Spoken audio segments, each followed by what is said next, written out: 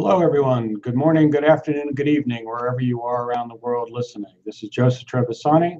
Welcome to another episode of Market Directions Interview, brought to you by Worldwide Markets and FX Street. Today, I'd like to welcome an old friend of mine, an old colleague of mine, and a well-known technical and fundamental analyst here in New York, Ed Moya.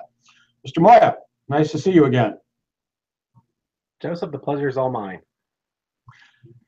We have to, as I say very often to my guests, we need to go out again, and we of course will. But beyond that introduction, one of the things I think that interests retail traders the most is how people who are versed in the market arrived at that status. Because all of us, there's no place to go. You can go to an educator, but most of us have approached our current positions through a long period of apprenticeship. Both for technical analysis, for their knowledge of economics, and also for sort of their personal approach to trading. I know we know each other from back at FX Solutions. Can you give our listeners some idea of how you approach this, how you came to be interested in foreign exchange, and how you went about learning what it is that you now know and share so eloquently with everyone in the market? Definitely. Well, I started following the forex market in the mid-2000s. Before that, I was trading financial and technology stocks and learned a couple good lessons during the tech bubble and the crash. And eventually parlayed those skills that I picked up, which was simple technical analysis, studying multiple time frames. And then I fell in love with the forex market because it allowed me to trade during off-peak hours and providing me with more leverage, which eventually I learned not to lever up as much. And eventually, through trial and error, adapting my skills, learning different markets, because over the past 11 years of FX, we've seen quite a wide range of different markets. And right now, you'll always evolve your trading strategy. And that's kind of where I am right now. When you approach technical analysis, technical analysis, of course, has some very interesting aspects. One of them, of course, is the self-fulfilling aspect. But aside from that, how do you approach? You've mentioned separate time frames, looking across different time frames. But there's often a split between the patterns. One way of analysis, patterns on charts. You can use the same patterns with candle charts, with bar charts, with almost any chart. And then you have the oscillators and the indicators, which give you a different sort of sense of where the market is. What are your favorite, or at least your most instructive patterns? And then how do you feel about particular indicators and what they're providing you about the information on the market? Yes, well, my first and by far my favorite indicator is using the Fibonacci tool, and I use Fibonacci ratios to confirm a wide range of technical analyst patterns, from the ABCD pattern, double tops, triple tops, head and shoulders, Gartley patterns. These are a wide range of different patterns that you can see on any time frame, whether you're looking at a 5-minute chart, a 30-minute chart, a daily chart, or even a monthly chart. Right. And you'll see these patterns constantly reoccurring. In addition to that, I always, keep an eye on what the trend is, and I also, especially in today's market, looking at previously traded levels, and also using trend lines. You'll see that a lot of times when people identify stop losses or take profits, they're positioning their orders around these levels, and those are some of the key ones that I'll do on a daily basis. When you look for a particular entry point, when you're looking to advise people or to trade yourself, do you use a particular chart pattern or a particular indicator more often with an entry point than any other, or a combination of them? It depends on how the market's been trending recently. So right. if we're taking a look at, let's say, the British pound, well, right now, for the most part, it's been range bound over the last several months, ever since the Great Brexit Fall. Right. The Great Fall, and depending on your broker, you'll have a different low. But you'll see that when we have the market trending and it's sideways, well, in those instances, I'll trade on shorter time frames. I'll identify previous daily closes, daily highs, looking at what also contributed to those moves.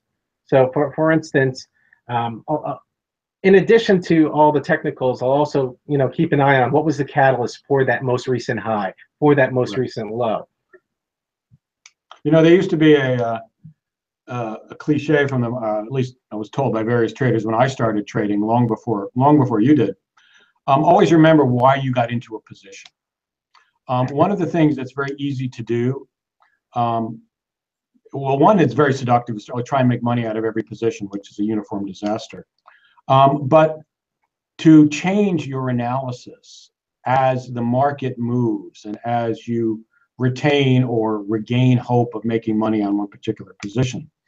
How do you make sure psychologically that that is not something that you do? How can you advise people to stay strong, if you will, when it comes to their own analysis? But one of the important things in trading is to be able to accept a losing trade, accept a losing streak. Part of my history is before I became an analyst and worked with some of the top research minds like yours truly, I you don't mean my mind. So you're one of the best out there. But we're not going to go there. Okay. But what I did have the privilege of doing was studying, helping existing clients and analyzing their trading behaviors, analyzing exactly what their methods were, and helping them understand the different market conditions, and seeing exactly where, and hearing their rationale on where they're placing their take profits, their stop losses.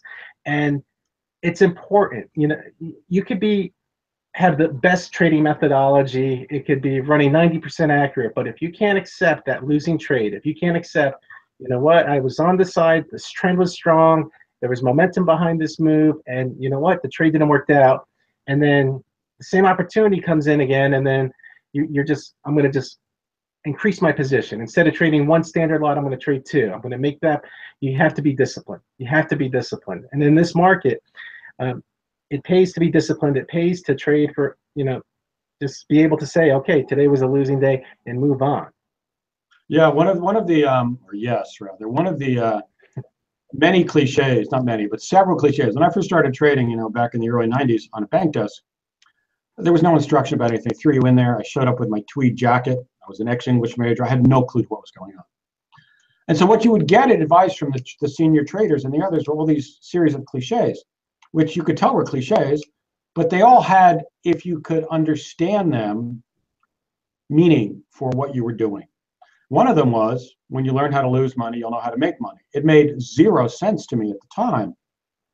But after about 2 years, it did make sense. I mean, one of the most important things I've always thought about trading is your attitude, is the necessary risk management and discipline that you must put into it. That's why it's hard. It's not because the analysis is hard. How do you advise people on this? How do you tell them that this is what you really have to pay attention to, rather than that brilliant exit and entry point? Well, first it's understanding how you're going to be trading. So it's understanding, are you actively trading? Are you swing trading?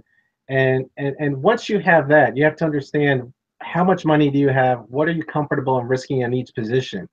And more importantly, you have to understand that if the market is not providing you with a clear signal based on your trading methodology, don't force the trade. There's so many times I've seen traders just say, okay, well, I have 4 things that I check off before every trade. 3 of them are ready, but the 4th one's not so, and then they rush it. And I'm sorry, go ahead. No, you go ahead. You're talking. No, I was just going to say that sometimes they'll prematurely enter a trade. So instead of entering the trade, maybe at let's say for the British pound, let's say it was like 124.50. They're going long. They decide, I'm going to go long a little bit earlier. And guess what? When they put their stop loss, they lose that market. They lose that breathing room, and then they get stopped out. So it's important to stay disciplined to your methodologies because you need to give it a fair shot. And that's one of the key things that I've noticed with a lot of traders. They'll rush that trade, and it's important to stay disciplined to your methodology. Yeah, I used to work with a guy at well, never mind the bank, and every once in a while he would say to me, you know, we're talking about trading. This is so long ago that you could actually smoke on the trading desk. A long time ago, and he would say to me, well, you know, I'm going to take a flyer. And you know what happened? Every one of those flyers lost money, just about everyone that I remember. Another thing I wanted to ask you about is, you know, there's such variety of information available now, both chart, time frame information, and economic information.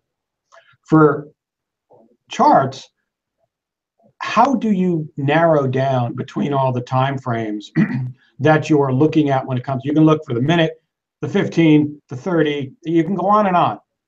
How do you narrow down? Which ones do you think are most important to the type of day trading or limited time frame trading that most people involved in the retail market do?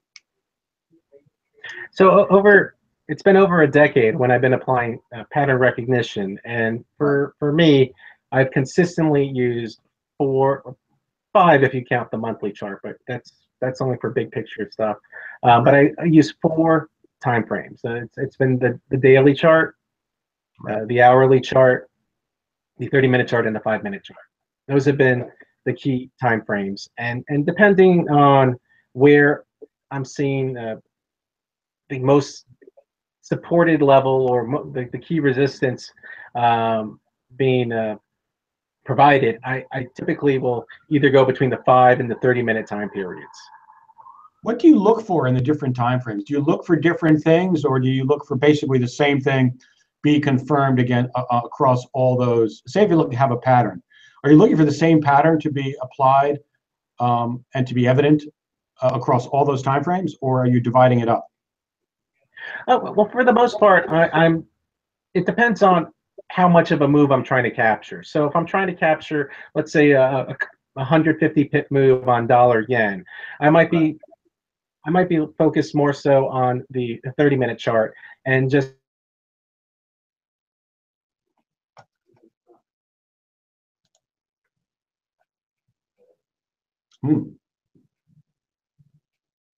Wonder if we've lost our connection here, folks. time. Mr. Moya has completely stalled. Joseph, can you hear me? I can hear you now. You stalled for a minute. There was an intervention from aliens on Alpha Centauri. They're monitoring our conversation. It's either that or it's the NSA, but don't say anything about that. They're fine people. They both are, but we'll leave that alone. So anyway, we didn't get most of your answer about the different time frames. Yes. So depending on the trade I'm trying to capture. So if I see an opportunity where I think I'm going to try to capture a 100 pip move on, let's say, dollar yen, I'll focus on maybe the 30-minute time chart. I'll also take a look ahead of what are the key events that are happening. Is Governor Kuroda going to be speaking? Are we having any rate decisions? Are there any key economic data points? Are we going to see inflation data from Japan? Are we seeing Fed Evans speaking again? And has the economic data been better? Are we looking for him to change his bias? So there's a lot that I take a look to. No, go ahead. We have a little delay here, which is making it a little slow. So go ahead. Yes. So I'll take a look at that, and depending on where I see the economic data trending, where I see the central banks, where they're positioned, I'll then decide on how big of a move I'll try to capture. So I'll look at those time frames, but typically a 30-minute time period. And if I have confirmation, if I have key support where I know that level's been defended, I'll then feel comfortable in entering that position. Interesting. You know, I used to look when I was trading. I do mostly analysis now. The farther out you go on the time frame, of course, the longer the time frame, the more you're involved in trends rather than particular price action, which may give you an indication of entry or exit points. But to move on to the other side of that, of course, when you look at exit points, so you're in the trade, not the stop, which tells you you're wrong, but the profit exit point. do you use any particular methods or any particular indicators or patterns Well, to I'll give take a determination on that? I'll take a look at the trading range that we've seen that currency pair have over that week or month, and I'll then also take a look at some of the most recent swing highs or swing lows. And a lot of times, if I'm identifying a key breakout, I'll then use a Fibonacci expansion tool, and I'll some of the favorite levels I have is the 127.2%, 161.8% levels, and sometimes a 261.8% if it's on a major move up. Yeah, it is interesting. You know, I've heard this from many traders and analysts, because we know the Fibonacci series is something that goes back to, I believe, the 13th century, as far as establishing the series, not of course applying it to trading. And it does turn out to be, in all the interviews I've done, one of the favorite indicators that people and that analysts and traders always cite when it comes to exit points. And it's always been my idea that the reason is because if for any particular move, you know that there are going to be people involved in it. There are going to be traders who have that right position. Well, once you're in the move, the most logical and necessary item is, where do you get out? And it gives everybody this is one of the self-fulfilling aspects of it, I think. Do you think that it's going to be kind of silly, but do you think that its main interest or its main predictive power is exactly along those lines, along the psychological aspect of markets more than almost anything else? I completely agree. And when you take a look at how trading has evolved over the last several years, we have high frequency trading, we have algorithms trading, and a lot of these models are incorporating that Fibonacci. So, I think you're right. So if I'm targeting let's say the 161.8 expansion level, well, let's say if it's at a specific level, I might go 10 pips before that level, because everyone's targeting that specific point. And that's kind of where you see these patterns constantly recurring. They worked in the 80s, they worked in the 90s, they worked in the 2000s, they worked during the financial crisis.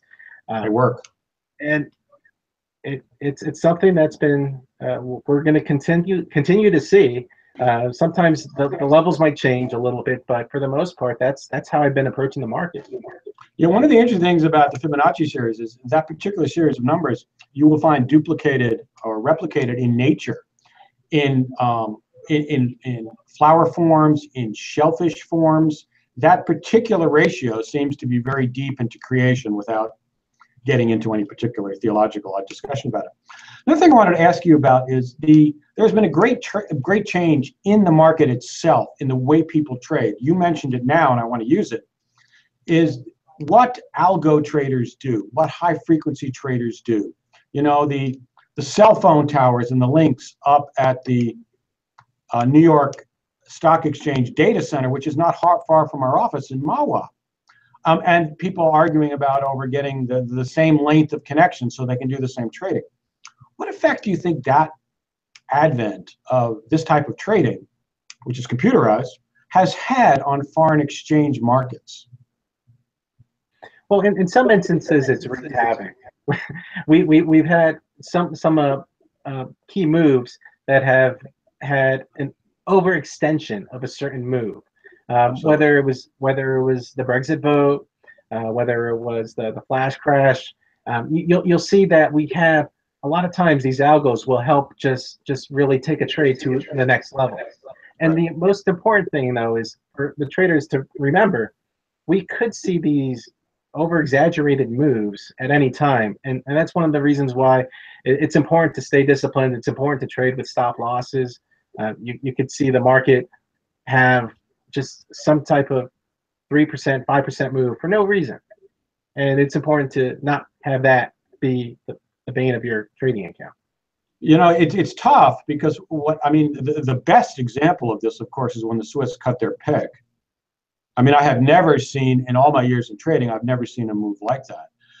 And there's no doubt that was made much worse by the kind of automatic execution you have. On top of that, that move was so fast that even stops were probably slipped hundreds of points because there was simply no pricing. I mean, it looks, on the charts like it's a continuous line, but for most of that time, there were no prices. And this is one of the risks of foreign exchange that is not really as evident in other markets. Do you ever bring this up with traders and tell them, this is part of the risk involved in the business? Definitely. And you have to understand that these conditions are always going to be out there. We have some central banks, the Czech central bank, they have right now, they maintain a floor. We're going to see other central banks have to abandon their quantitative easing methods, change their objectives, and you're going to see these historic moves. So it's I mean, the British pound is a favorite because in 1992, when we saw them get rid of the rear, it basically, you're going to see these possibly 10, 25% moves. So it's important to understand that that's part of this market environment. In a way, these moves, which are dangerous as they are to the markets, dangerous to individual traders, restore, though, a sense of volatility. Because, a lot of the times, I think the algo traders and the others keep the market in a range because they're looking for very small moves and they're just doing it very quickly.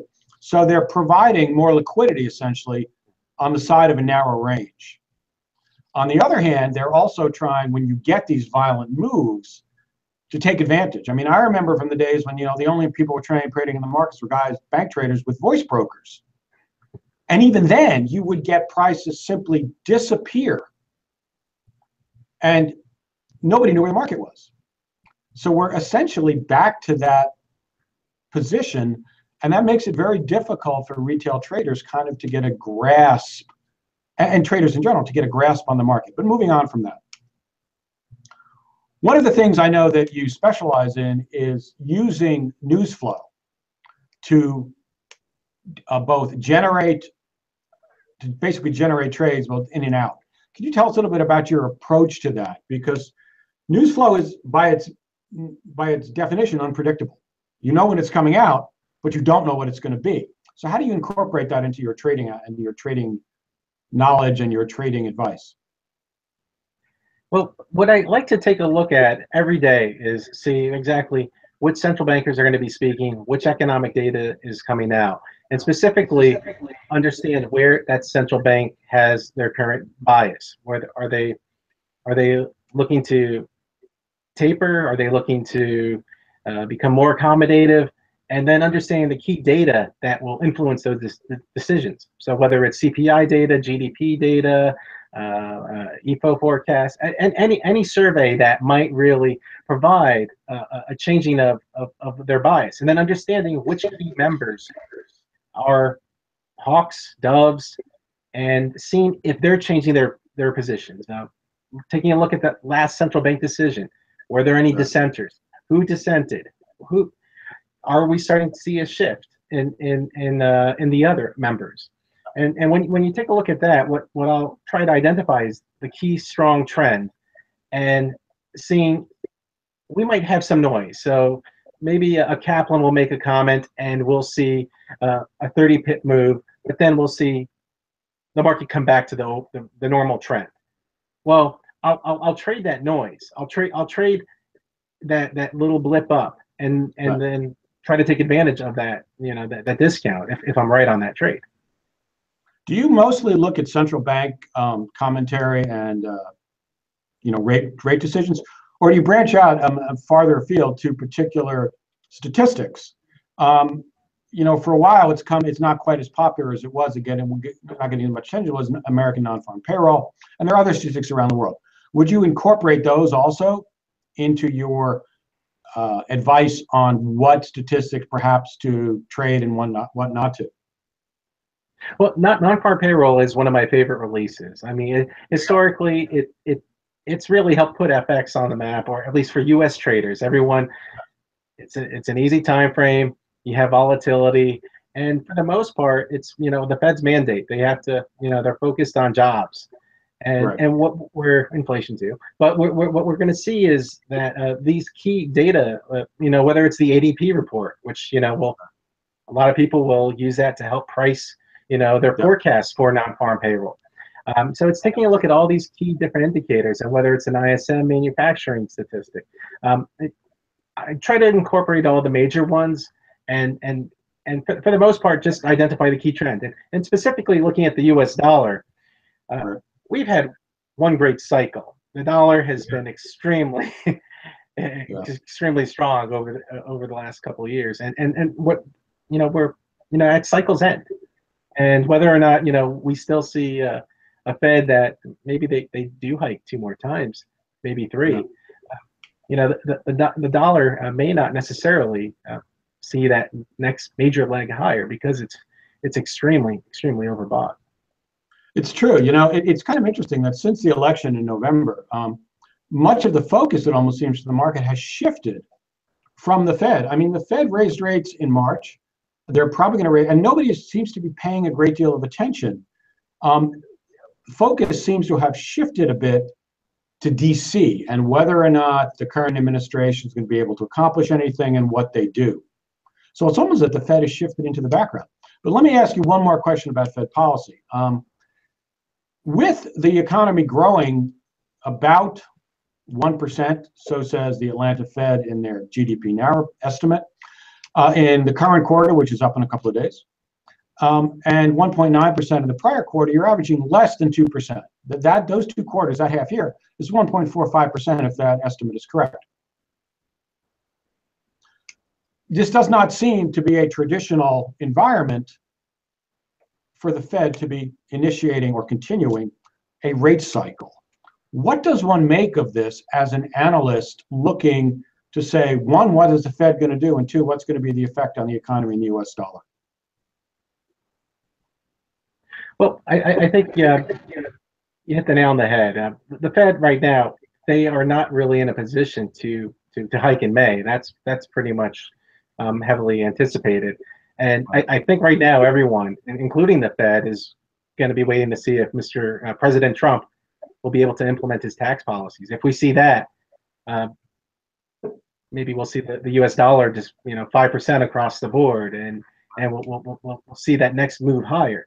But there's going to be a great deal of difficulty in order for that to happen. So right now, while monetary policy is dictated based off of these key economic data points, right now I think the market is heavily focused on President Trump. Yes, very much. It's interesting. The Fed has said for so long, that they're data dependent. But the interesting thing is, data hasn't changed very much. Inflation's a little bit higher. The non-farm payrolls, which is their 2 big data points, non-farm payrolls are trundling along pretty much where they have been, maybe a little bit higher. There doesn't seem to be, by any traditional measures, there doesn't seem to be any reason for the Fed to be raising rates, but they are focused on raising rates. And the question I want to pose is, say that the Trump administration has the same issues with their economic policies, trying to get them through Congress, that they had with their current policy.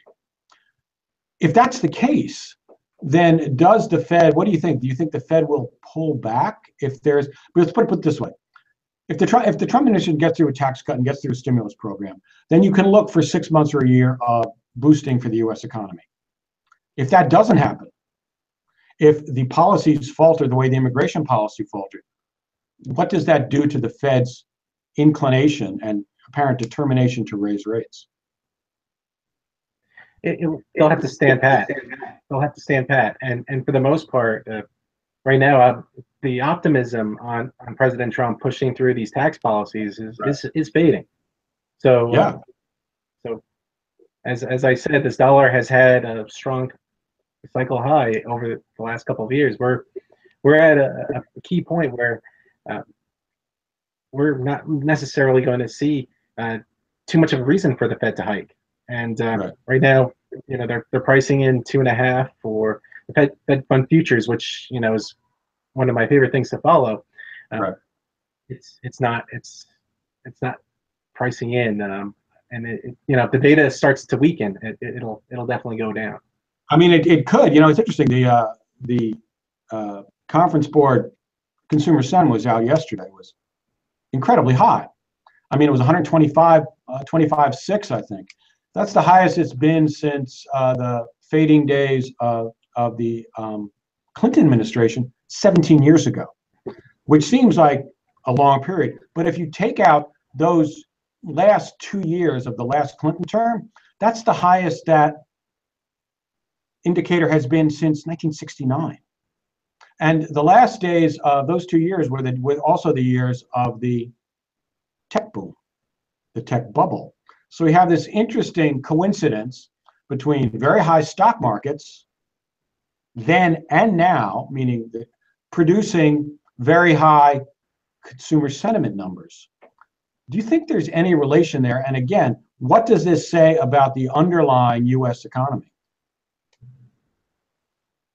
Right now, the underlying U.S. economy right now, the data has been robust, but the uncertainty and the strong rally that we've seen in both the equities markets and in the U.S. dollar is right now at a critical point. And for the most part, we're not seeing the rest of the world necessarily be providing with blockbuster numbers as well. So we're at that point where all this easy money has really helped propel a lot of the key markets, and right now we're at a point where we could start to see that trade end.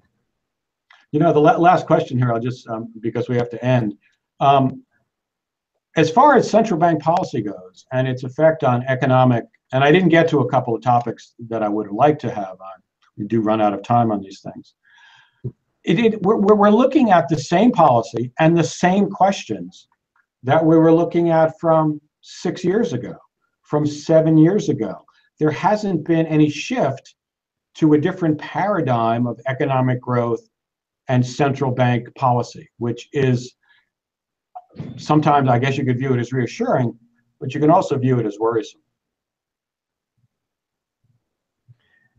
No, definitely. And one of the key things that I'd like to just kind of tie everything together is that's why it's so important to pay attention to where the central banks are positioned. And if you're seeing all this uncertainty with the U.S. economy, you could also then focus on some of these key commodity currencies which have been pummeled, and right now, if you're not seeing the clear signals with the U.S. dollar, you might be able to find a better opportunity with some of these other markets. For instance, the Australian dollar, the Kiwi, and also if oil seems to be stuck in this range, and that might continue to hamper the loonie. So maybe just focusing on range opportunities for the Canadian currency, and just the other opportunities for those other commodities. It's another fascinating topic we're going to have time to get to. Edward, thank you very much. I'd love to talk about oil because I find the relationship between oil and the oil markets and U.S. shale and technology evolution absolutely fascinating, but we can't do it today. Edward, I'd like to thank you very much. This has been Joseph Trevisani with Edward Moya of Trade the News. Thank you very much for attending, and we will see you again next Wednesday. Take care, Ed. Thanks, Joe.